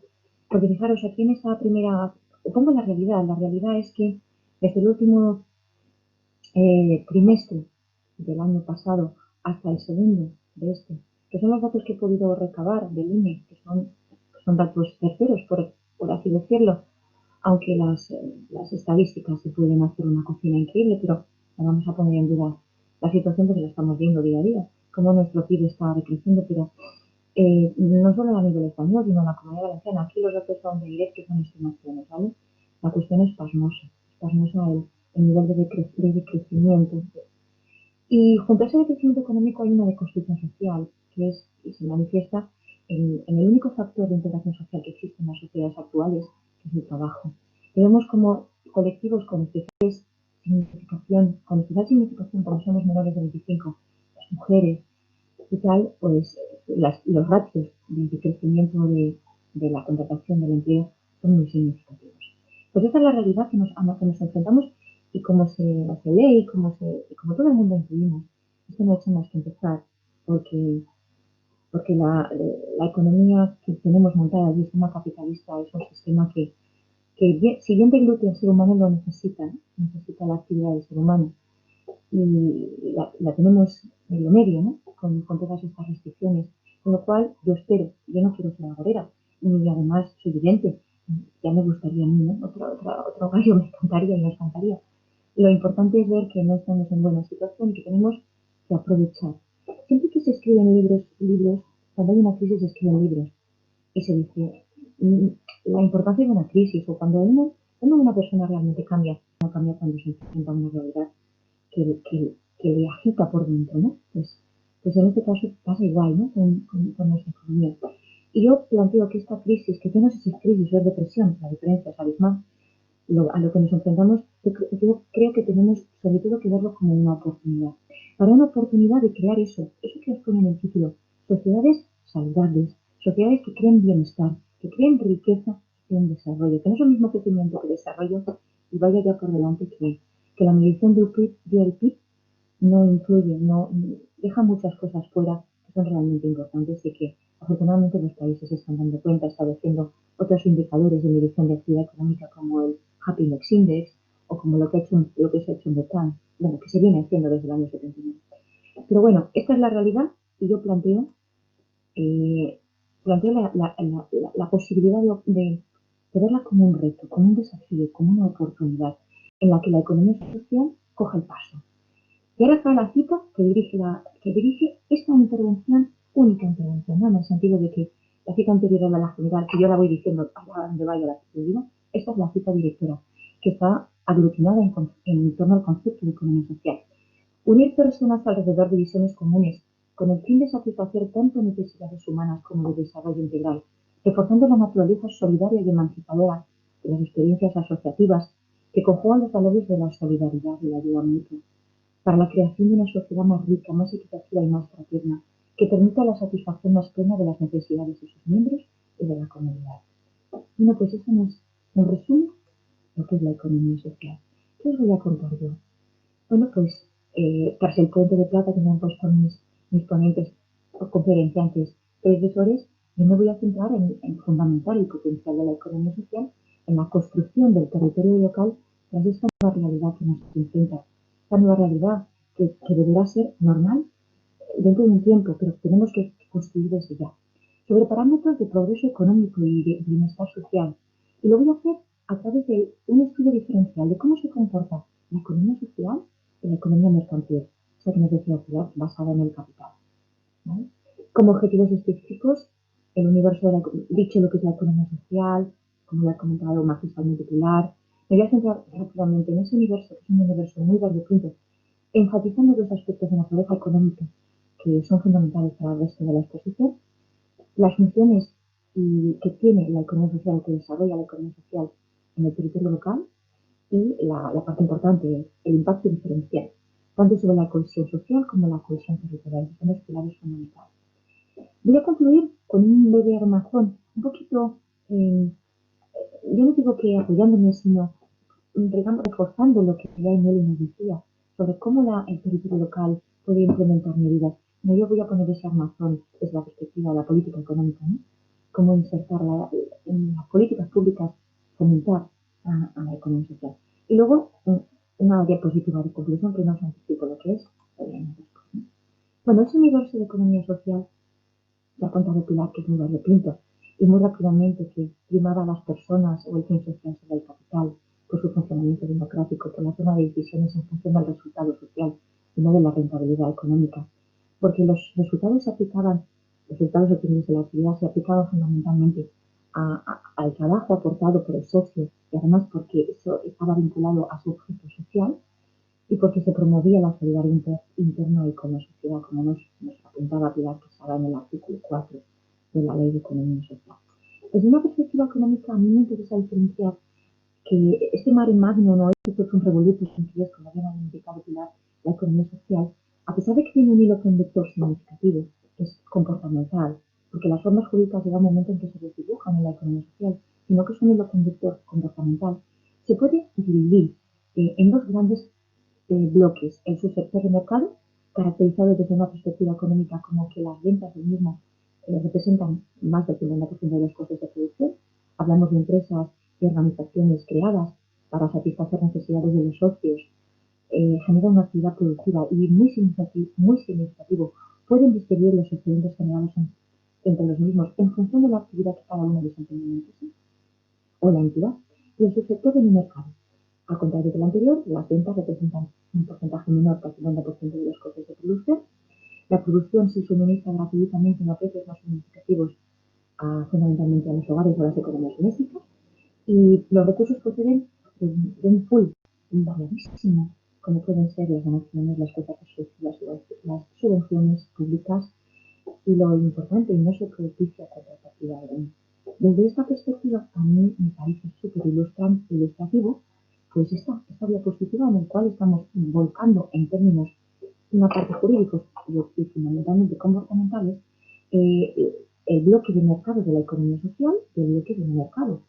El subsector dentro del mercado tenemos el sector empresarial, con las entidades financieras y las entidades de crédito y seguros, y en el mercado no están las llamadas instituciones sin fines de lucro. En el primer bloque del mercado tenemos entre las empresas financieras, como ha comentado Pilar, las más representativas, las cooperativas, que tienen sus formas, las sociedades laborales, como ha comentado también la primera, la SALTI, que es una figura jurídica exclusiva del ordenamiento español, las empresas, las sociedades legales de transformación, empresas sociales, las cofradías de pescadores, los centros especiales que Pilar ha comentado también, ¿vale? Y también empresas mercantiles no financieras controladas por la economía social. ¿En qué sentido? No controladas porque le tienen lo que tienen que hacer, sino porque siguen los parámetros de la economía social. Ahí estamos hablando, por ejemplo, de las empresas que participan en la ONCE, en el grupo empresarial de la ONCE, entre OSA, que no son formas jurídicas reconocidas como economía social, pero que siguen al servicio de ese parámetro, de ese paraguas que es la ONCE, que es una llamada entidad singular dentro de la economía social. En el bloque de entidades de crédito y seguros están las cooperativas de crédito y las mutuas y mutualidades tan importantes que nos ha comentado Pilar. Y dentro del sector de instituciones sin fines de lucro son las asociaciones y las fundaciones las partes más importantes. Y antes de pasar a otras definiciones, tengo que decir que la economía social, esta última parte, se le llama internacionalmente sector no lucrativo. Y que hay una parte importantísima que es el tercer sector. ¿Qué es eso del tercer sector? A mí me gusta dejarlo bien claro, que el tercer sector, la economía social forma parte del tercer sector, pero el tercer sector es más que la economía social, porque economía social son aquellas entidades que tienen significación económica. Porque, por ejemplo, jurídicamente una asociación, por ejemplo, Javiera, una asociación de Valles, pues sí que son jurídicamente como economía social, pero no son economía social, sino que son tercer sector. Digamos que el tercer sector formaría, estaría formado por entidades que realizan funciones culturales, educativas, recreativas y económicas, y esa parte económica sería la economía social. Esa matización a mí me parece fundamental. O sea, que estamos hablando de entidades que crean economía, que tienen un valor social, pero fundamentalmente también económico. ¿Y cómo es ese universo? Ese universo frente a la economía mercantil, ¿no? Ya sabéis que mi análisis es un análisis diferencial, porque se va a poner en valor en negro sobre blanco lo que es la economía social, en blanco sobre negro, según sea uno positivo o un poco más negativo, ¿no? Pues son de mayor tamaño, porque el 41,4% de las empresas de economía social tienen uno o más empleados por cuenta ajena y son microempresas, y frente al 48,2% de las empresas de capital. Y el peso de las empresas de mayor tamaño también se ve que el peso de las empresas medianas y grandes es superior en la economía social frente al mercantil, un 4,1 frente a un 2,3. Y una mayor presencia relativa de empleo por cuenta propia en sus plantillas. En la economía social, el mercado, el empleo por cuenta propia representa el 24,4%. Uno de 4 trabajadores es autónomo, frente al 4% de las empresas de capital. Bien entendido que aquí la figura del socio es muy importante. Y además es un sector que se especializa en todos los ámbitos, tiene una altísima especialización productiva, servicios sociales, educativos, culturales, recreativos, agricultura, etc. ¿Cuál es el peso? Porque estamos en la Comunidad Valenciana. Pues el peso de la economía social en el tejido productivo de la comunidad es un 6,1%, nada despreciable. Si en la tabla lo que hacemos, yo me llevo para que, digamos, que nuestra vista se enfoque en lo que yo quiero decir y no vayamos así, ¿qué tabla me pone esta mujer todos estos números? Yo he colocado el elipse para que vayamos al grano, ¿no? Para que no sea farragoso, porque las tablas llegan al momento en que son bastante farragosas. Bueno, pues como decía, esta tabla lo que hace es distribuir la economía social por comunidades autónomas. Y vemos que en la Comunidad Valenciana, el peso de la economía social de la Comunidad Valenciana, en términos de entidades, es el 10,8%, y en términos de número de trabajadores, es un 10,1%. Entonces, es bastante importante, sabiendo que el peso de la economía social en el tejido productivo valenciano es un 6,1%. Pero además, este gráfico que tenemos aquí es súper significativo porque está relacionando, fijaros, el grado de desarrollo relativo de la economía social del mercado. Quiero volver a la economía social del mercado, que nadie se pierda, ¿vale? Porque al principio uno puede, la economía social del mercado es esta parte, ¿vale? Las llamadas empresas del mercado, las que interactúan en el mercado como las empresas capitalistas y tenían, eso que os decía, que el peso de sus ventas era mayor que el 1% de sus costes, ¿vale? Estamos hablando de economía social del mercado. ¿Por qué? Porque las tablas que os presento hablan tanto de economía social global como de economía social del mercado, que nadie tiene. Entonces, como decía, el grado de desarrollo relativo de la economía social del mercado en relación con la economía mercantil es la diferencia en puntos porcentuales entre el peso de cada comunidad autónoma en el empleo total de la economía social del mercado y de la economía mercantil. Y vemos que la economía social es un peso importantísimo, 6 puntos, la primera comunidad autónoma. Estamos hablando de una diferencia porcentual importantísima, ¿no? Bueno, sobre esta introbase que llamo yo, vamos a ver cuáles son las funciones de la economía social en el territorio local, que van a poner en valor ese potencial reconstructivo que tiene y que la van a enfrentar como un reto significativo, ¿no? En el contexto en el que estamos, como decía al principio. Evidentemente, como economista, yo pasaría a ver las funciones económicas, pero ahí va, yo le doy, ¿vale? No le doy yo, no sé qué pasa. A ver, vamos atrás. A ver, estamos... no sé qué está pasando. Perdonad, no sé si es que baila el ratón. Aquí estamos, que por ahí que no se mueva. Lo mismo que ha pasado en el se ve que tenemos aquí alguien o algo que nos mueve esto. Bueno, vamos a ver, como decía, como economista, las funciones económicas son importantes, pero yo, como pienso que el ser humano no está aislado del resto y que no tenemos comportamientos estancos en ningún ámbito, en ninguna esfera nuestra, pues las funciones económicas están vinculadas a las funciones sociales y a las funciones políticas, socioculturales y políticas. Vamos a comenzar con las funciones económicas. La economía social realiza efectos positivos en la cohesión social y territorial. ¿Por qué? Porque comparte idénticos valores de interés general que la entidad local, siendo útiles, nuevamente útiles en las políticas de empleo, como empresas de participación de los trabajadores, que lo que hacen es avanzar el empleo en el territorio, generando autoempleo e inserción, en la prestación de servicios públicos locales, que son bienes de naturaleza pública, que enfrentan, como dice Pilar, a fallos del mercado, fallos de agencia que se llaman, y en particular prestan servicios sociales y educativos, como veremos. Y son importantísimas en las políticas redistributivas, porque favorecen la distribución más equitativa de la renta y de la riqueza y luchan contra la pobreza. También son sus efectos económicos en el desarrollo local son importantísimos. ¿Por qué? Porque corrigen el crecimiento desigual en el espacio local, porque corrigen fallos ligados al cambio tecnoproductivo que nos contaba Emily, generando innovación, reestructuración de sectores productivos y tejido empresarial, y corrigen fallos de asignación de recursos productivos, como son el capital de trabajo fundamentalmente, y sobre todo de la función empresarial. Y estas funciones económicas tienen un coordinato importantísimo en las funciones políticas. ¿Por qué? Porque, como ha comentado Pilar, una persona en voto es mejora la democracia masiva y cualitativa y la ciudadanía activa. Y mejora la eficacia de las políticas públicas, porque en muchas ocasiones hay determinados sustratos sociales o huecos, nichos sociales, ¿no? Donde las políticas públicas generan bastante reacción negativa, ¿no? Entonces, la economía social hace esa especie de interface de implementación y, sobre todo, de eficacia de implementación de las políticas públicas. Y funciones socioculturales no son nada, pero nada despreciable cuando estamos hablando que la educación y la cultura es la cuna, ¿no? Generación y mantenimiento de capital social y relacional, generación de cohesión social frente a la exclusión y creación y mantenimiento de valores importantísimos que deben construirse la sociedad. Compromiso, solidaridad, voluntariedad, cooperación social, reciprocidad, equidad social y responsabilidad colectiva.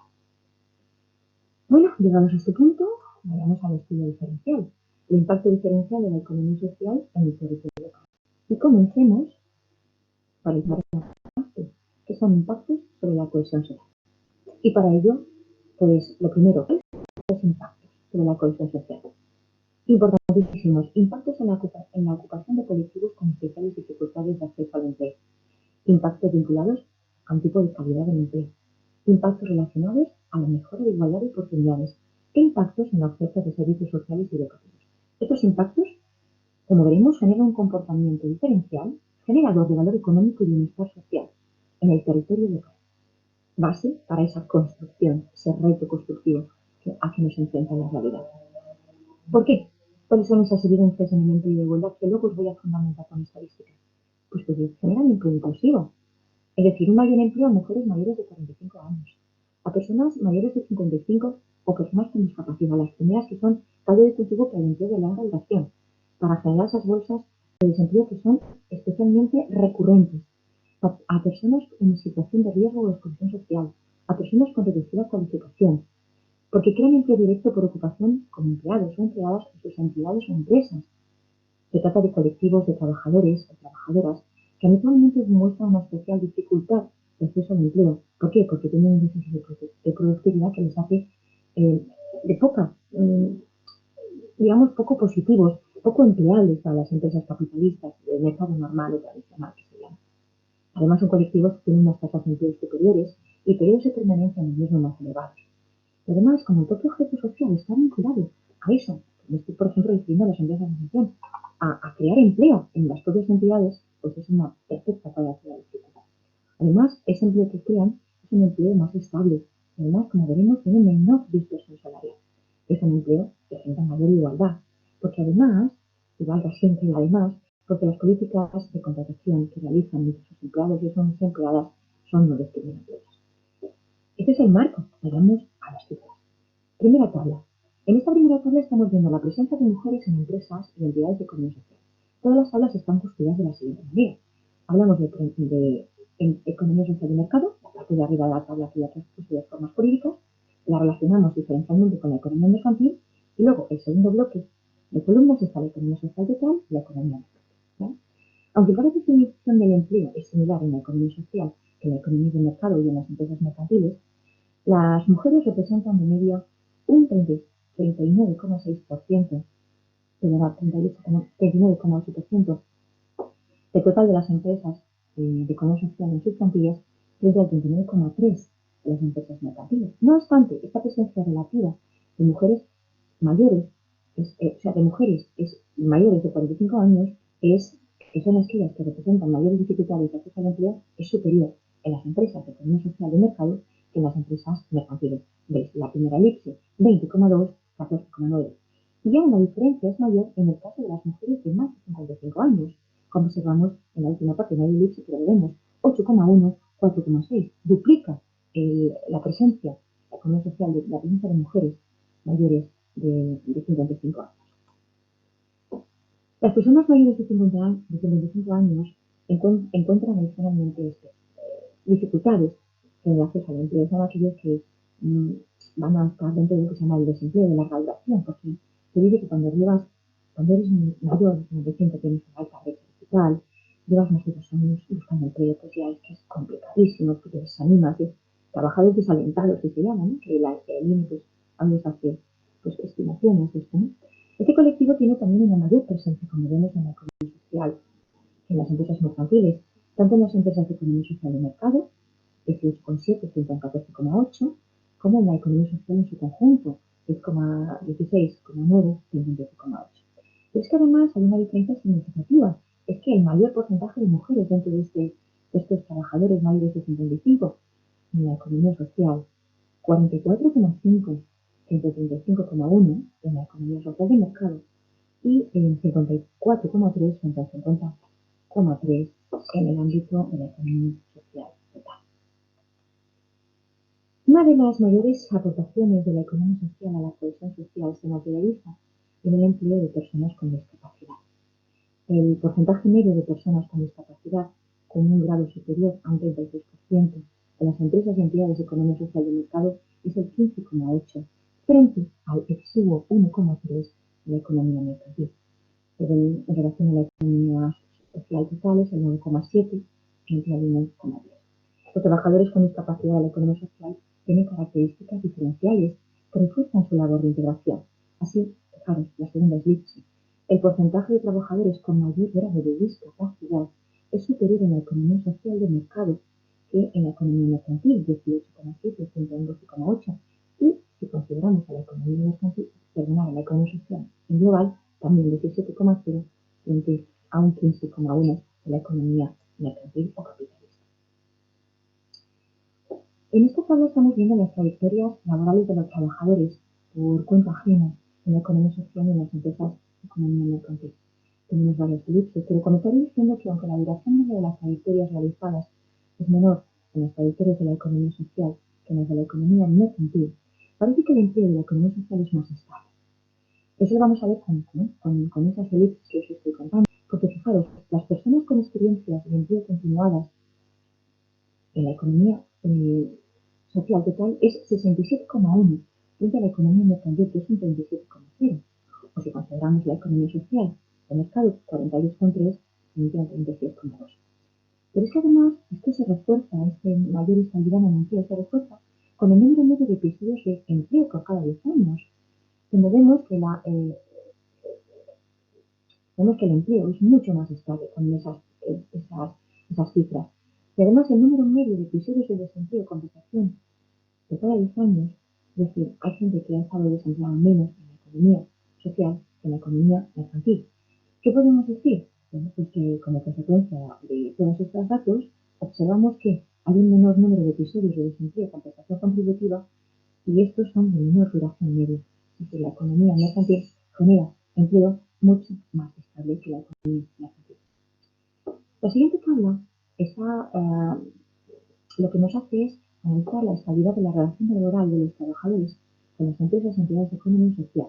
Y hay que tener en cuenta en este caso que en la economía social del mercado, los trabajadores por cuenta propia, como son los socios, tienen un peso relativo mucho mayor que en las empresas mercantiles. ¿Vale? Pero aún así, observamos que los trabajadores con una relación estable en la economía social frente a la economía mercantil, y estamos en una relación laboral estable, estamos hablando de trabajadores por cuenta, o sea, por cuenta de la empresa, pero trabajadores con indefinido, con contrato indefinido, y los socios. Observamos que un 82% frente a un 67% de la economía mercantil. En relación al tipo de jornada que nos presenta esta tabla, cabe señalar que no hay diferencias significativas entre la economía social de mercado y la economía mercantil, porque el 20% de los trabajadores en la economía social de mercado tienen jornada de este tipo, jornada parcial, frente al 19,2% en las empresas del grupo de control, que es la economía mercantil. En la economía social total, el empleo parcial tiene un peso relativamente mayor que en la economía mercantil. Este pequeño diferencial se mantiene en varios colectivos específicos, salvo, como observamos en las elipses, para los trabajadores sin cualificación o de baja cualificación y para los mayores de 55 años y las mujeres mayores de 45 años, donde la economía social realiza una labor de integración muy importante. Si analizamos los salarios diferenciales, el salario no es una de las principales variables asociadas a la calidad del empleo. Perdona, es una de las principales variables asociadas a la calidad del empleo. Y analizando los salarios, vemos que son más o menos igual. Y aquí cuento una pequeña anécdota. Cuando yo acabé la carrera, pues me salió la oportunidad de trabajar en una cooperativa, y la primera reacción la que había contado Pilar, de que hay mucha gente trabajando en la economía social y no son unos pares, ni unos marginados por ninguna cosa y menos por el empleo. Me acuerdo que mi padre me dijo, pero en una cooperativa si ahí te vas a morir de hambre. Sí. Pues no, las entidades y empresas de economía social tienen unos salarios similares a la economía mercantil. Con lo cual no pensamos que son un colectivo marginal, muchísimo menos. Son empresas que retribuyen. Y además hay una retribución emocional por el hecho de estar trabajando en este tipo de empresas.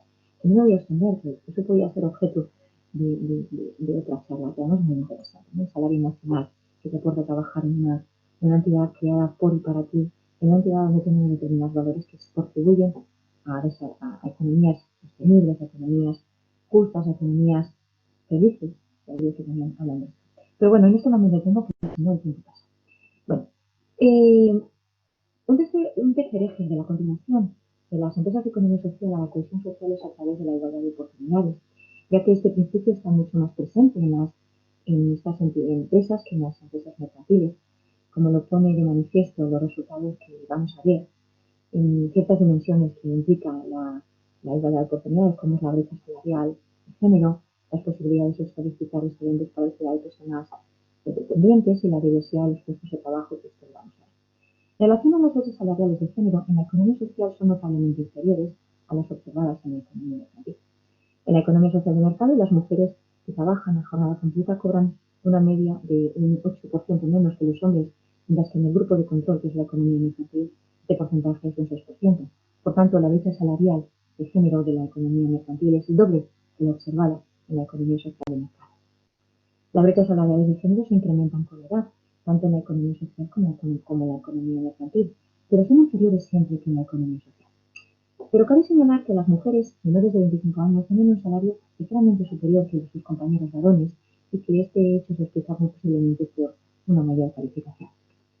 Si nos centramos en el grupo, en las empresas de economía social de mercado, observamos con esta tabla cómo las retribuciones, por ejemplo, de los colectivos de alta dirección en relación al trabajo medio, a la retribución media, observamos que los ingenieros, licenciados de alta dirección de la economía social cobran un 65% más, frente a un 102 más de la economía mercantil. Es un hecho súper significativo, que nos hace ver cómo la economía social, pues aparte de integrar, es más igualitaria. Sigamos, ¿vale? En esta tabla estamos viendo las brechas salariales, ¿no? Estamos observando cómo la brecha salarial de género de las entidades mercantiles de la economía social de mercado, pues las brechas salariales son menores.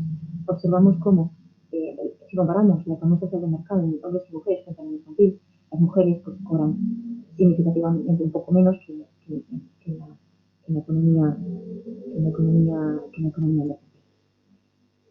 La diversidad de las ocupaciones en alta dirección y muy alta cualificación en las empresas y entidades de economía social, vemos que en relación a la economía social, la economía mercantil, la diversidad es mucho mayor en la economía social, representando colectivos muy variados con porcentajes importantes de participación, como pueden ser las mujeres y los colectivos con mayores años y colectivos con discapacidad. Llama poderosamente la atención en el ámbito de la discapacidad y en el ámbito de los colectivos de mayores de 55 años. En relación a las condiciones de trabajo de los distintos colectivos y en ocupaciones de alta dirección y muy alta cualificación, observamos que las brechas salariales son menores. Respecto a un hombre de 45 o 50 años, vemos que hay diferencias, por supuesto, porque aún no tenemos alcanzado ese techo de cristal, pero observamos como esas brechas salariales son menores en la economía social que en la economía mercantil. Además, por las diferentes modalidades, mujeres mayores de 95 años, en fin, esa diferencia es positiva a la economía social.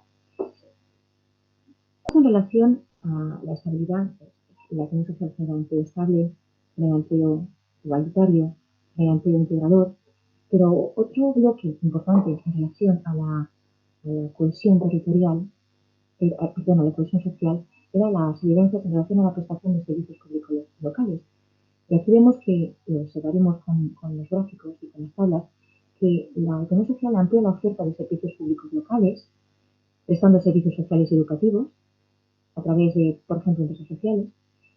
Además, son entidades que prestan servicios con modelos organizativos de innovación social, aspectos que hemos estado remarcando nuestros ponentes. Hay una mayor presencia en determinadas actividades y servicios socialmente que se consideran necesarias porque están vinculadas a la calidad de vida y al desarrollo humano sostenible. Tienen una alta especialización productiva en sectores como es aquellos ligados a la dependencia y además, como observaremos, contribuyen a una amplia oferta en todos los niveles educativos. Vayamos con ello. En esta tabla estamos viendo la participación de las empresas de economía social en las actividades económicas ligadas a la dependencia. Y observamos que, en relación a la dependencia, la economía social total representa casi el 90%, es decir, un 43,5%, que es importantísimo. Pero es que además su participación es superior en la asistencia en establecimientos residenciales para personas con discapacidad intelectual, enfermedad mental o dependencia, superando el 50% con un 54,5%. Y en actividades de servicios sociales en alojamiento para personas mayores, con casi un 60% en 50,2%. Y además, en otras actividades de asistencia en establecimientos residenciales, como es un 55,9% de las cooperativas, tienen una participación en las cooperativas creadas por mujeres. En las jornadas comarcales hemos estado con ejemplos en las mesas redondas que han ilustrado esta realidad de las cooperativas en estos ámbitos. La participación de las empresas de economía social en la educación es también importantísima porque el 20,5% de los servicios educativos los lleva la economía social. Y además se despliegan en todos los ámbitos educativos, en educación primaria, secundaria, etc. Siendo especialmente importante en la postsecundaria y en la educación secundaria. Hasta aquí todo lo relativo a los impactos vinculados a la cohesión social. Pero es que la economía social también realiza la segunda parte de estos impactos diferenciales están en el ámbito de la cohesión territorial. ¿Cuáles son estos impactos en la cohesión territorial? Pues vinculados al tamaño de la economía rural, creando empleo y actividad económica en el ámbito rural y emprendimiento rural. También impactos relacionados con la competitividad de la economía rural, como veremos, diversificando la oferta productiva y generando una estructura productiva más ajustada a las potencialidades y a las necesidades de la población rural, e impactos asociados al momento de la población local, tan importante que nos está hablando ahora tantísimo de aquella España vaciada, importantísimo. Bueno, pues vamos a comenzar. En primer lugar, vamos a hablar cuál es el domicilio social de las empresas y el lugar de residencia de los trabajadores por ámbito geográfico. Y aquí estamos viendo, y sigo con las elipses, estamos comparando tanto la residencia de los trabajadores como el domicilio social, tanto en economía social de mercado como en economía social total y en economía mercantil. Y observamos que tanto por la residencia de los trabajadores como por el domicilio social de la economía social, observamos que la economía social tiende a centrarse en las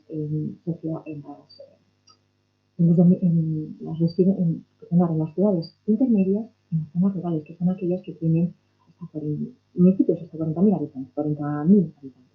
Observamos un 54,6% de la economía social de mercado, la residencia de los trabajadores está en este tipo de ciudades intermedias y zonas rurales, y el domicilio social de las empresas un 60,2%. El resto es economía mercantil.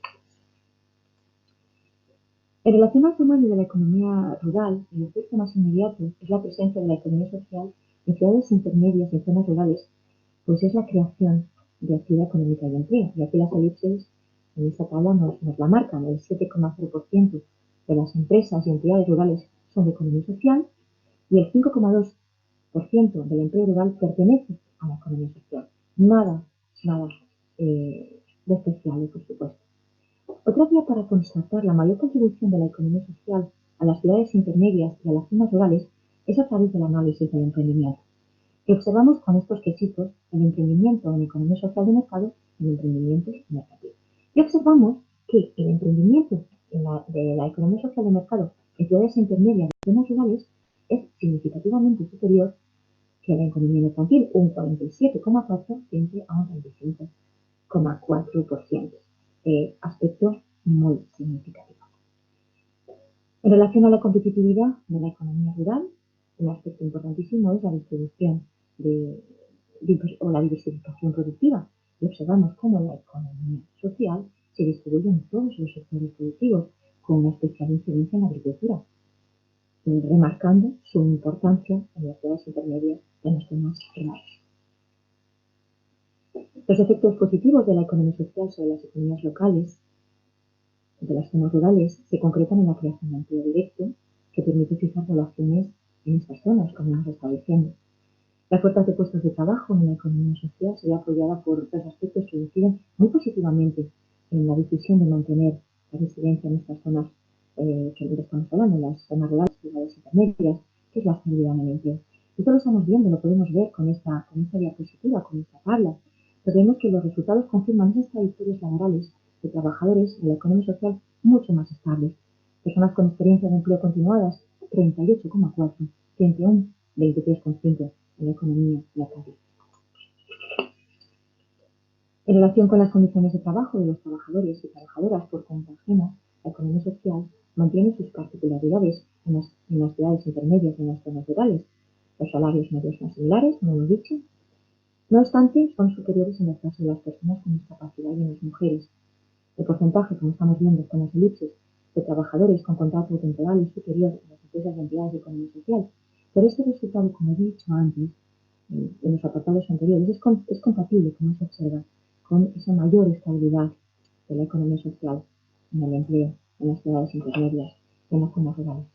Esta diapositiva es un resumen, donde vemos que ese comportamiento diferencial que he estado evidenciando con esas cifras, con esas tablas y las elipses incluidas, esa aportación a la cohesión social y a la cohesión territorial de la economía social en relación a la economía mercantil, que ha puesto esa evidencia, ¿no? Esa manera que tenemos que observar esta reconstrucción, esta nueva realidad que nos enfrenta a un reto, a un desafío donde la economía social debería ser nuestro ojo, nuestra guía, nuestra manera de reconstruir. Además, me he permitido poner, porque como sabía que Mili nos iba a hablar de los ODS, la contribución de la economía social en los ODS, en los 17 objetivos de desarrollo sostenible que tan magistralmente nos ha hablado Mili aquí. Y por esto es un estudio muy reciente, de CEPE, que es la Confederación Española para la Economía Social, que reúne a la mayor parte de las entidades pertenecientes a la economía social de entidades y empresas. Y se les ha hecho una encuesta y se les ha dicho, ¿tú trabajas en desarrollo sostenible? Y se les ha dicho, ¿en qué desarrollo? ¿En qué objetivo de desarrollo sostenible? Fijaros que toda la economía social participa, en algún caso, de manera importante, en la constitución de los ODS. Y así lo percibe. No solo, además, no de una manera marginal, sino además que tiene conciencia de lo que lo está desarrollando. Para ir concluyendo, voy a hablaros, siguiendo con este análisis diferencial, ¿qué pasaría al PIB, al Producto Interior Bruto, si no existiese la economía social? Y ya muy rápido porque sé que estoy ya on time. Pues más de 172.000 trabajadores pertenecientes a algún colectivo con dificultad de acceso al empleo y a la ocupación perderían su empleo. Cerca de 125.000 trabajadores al año que han disfrutado de periodos continuos de empleo en la economía social del mercado pasarían a tener una mayor o más experiencia de desempleo. Es decir, estamos hablando de que el empleo sería menos útil y habría una menor estabilidad laboral. Pero es que además se reduciría la diversidad, porque un número más reducido, pero importante en términos cualitativos de trabajadores, sería expulsado de puestos de alta dirección y alta cualificación, casi 17.000 trabajadores. Y más de 2.600 trabajadores que actualmente disfrutan de periodos de excedencia para el cuidado, ascendientes o descendientes, no optarían por estos periodos, evitándose con eso la conciliación.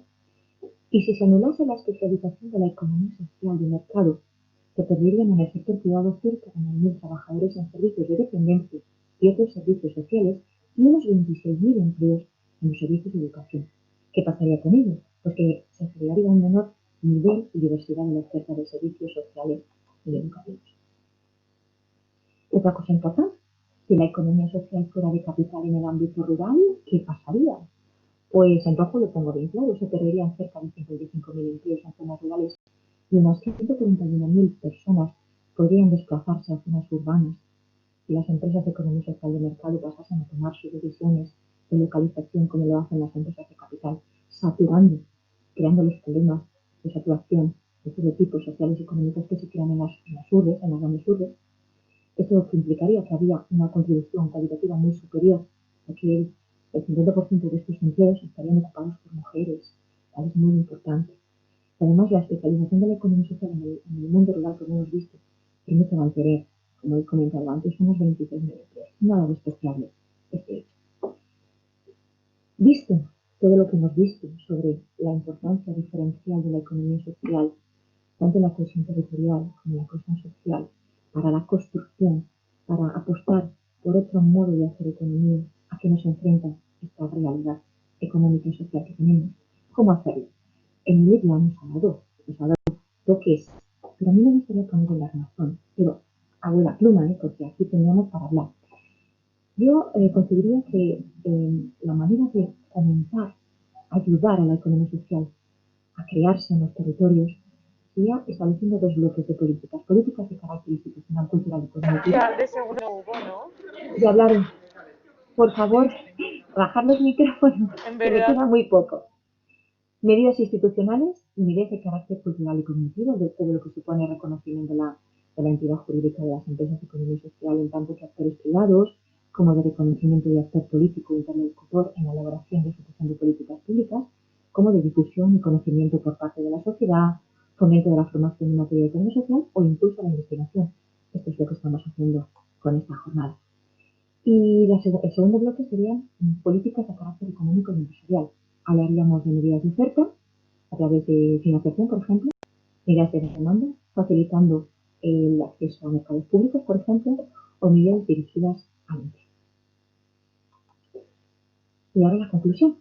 La conclusión para mí es una conclusión como empezado, lanzando un reto. Un reto que nos tiene que enfrentar de verdad con conciencia a esta realidad. Y lo voy a definir con ese reto, con una poesía, con un trozo de algo que escribió Walt Whitman, que me encanta, en su libro Hojas de hierba, que dice lo siguiente: Hoy antes del alba subí la colina. Miré los cielos apretados y luminarias y me dije a mi espíritu: cuando conozcamos todos estos mundos y el placer y la sabiduría de todas las cosas que contienen, ¿estaremos tranquilos y satisfechos? Y mi espíritu dijo: no, ganaremos esas alturas solo para seguir adelante. Pues es el reto que tenemos ahora. Seguir adelante a través de formas empresariales, entidades empresariales que hagan sociedades y economías justas, solidarias y sostenibles. Muchísimas gracias por haber estado ahí y haberme aguantado más de media hora, que ha sido mucho. Muchísimas gracias. Y si tenéis alguna cuestión que preguntar, alguna duda, si algo, pues no sé, me he rayado, porque mientras estaba hablando, estaban mis 2 gatos que se me ha olvidado encerrarlos, rayándome la puerta del despacho. Y estaba poniéndome súper nerviosa. Digo, que no me puedo levantar, ahí los dos, que uno pesa 8 kilos, y me va a destrozar la puerta, pero ahí he estado yo 10 minutos, en fin. Bueno, pues nada, esa la nota jocosa, pero no deja de ser cierta, ¿eh? Como lo hice. Muchas gracias, Antonia. Muchas gracias por tu exposición y muchas gracias a todos los asistentes por estar aquí. Si tenéis alguna pregunta o alguna observación que hacer o algo, os animo a hacerla ahora. Y si no, paramos 10 minutos, son ahora las 12 de la mañana, vamos hasta las 12:10 para que bueno, podamos ir al baño, a tomar un café, a descansar un poquito la cabeza. Y en 10 minutos volvemos con la mesa de experiencias, que va a ser muy interesante. Vamos a ver en la práctica en qué se traduce todo esto, o sea, cómo funciona, cómo de verdad existe, cómo es posible, cómo sí, se puede, ¿vale? Entonces, bueno, pues a las 12:10 en punto volvemos, ¿de acuerdo? Un abrazo a todos.